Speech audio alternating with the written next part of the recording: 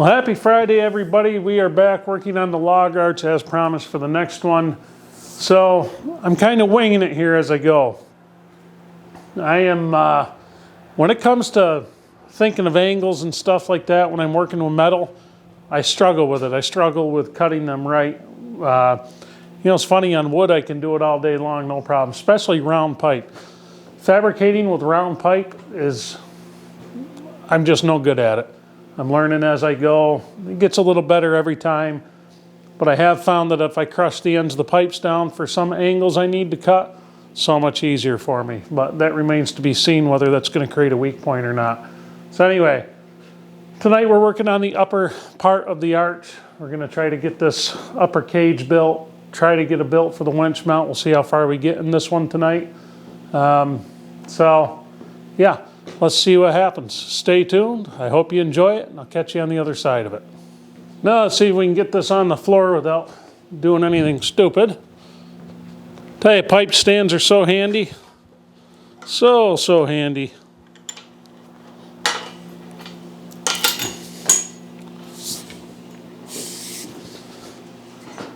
Why does everything I do have to be awkward to move? You guys tell me that, because I still have not figured it out yet.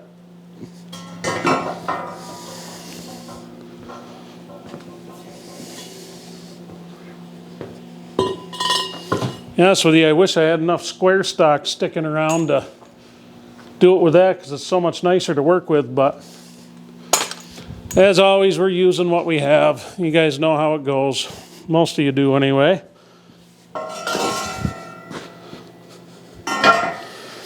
So this pipe right here may look a little small. It's actually 1.25" schedule 80 pipe, so it's pretty thick walled. We're going to be doing plenty of gussets and things like that on it to help strengthen this thing up. I'm trying to avoid really heavy materials on this just to keep it lightweight, but I still need it really strong. So we're just going to be as careful as we can to make this thing work. So I've got a mark on here to zip this off. Hopefully what I'm hoping to do is be able to zip it off, spin this pipe, and use it for the piece going that way. Of course, you never know. We'll see what happens.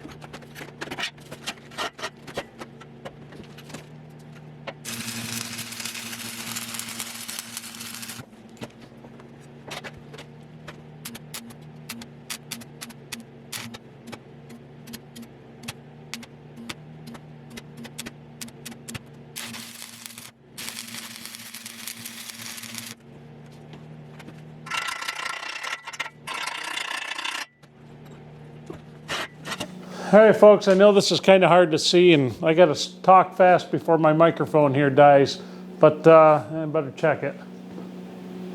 Well, we're still all right, sort of.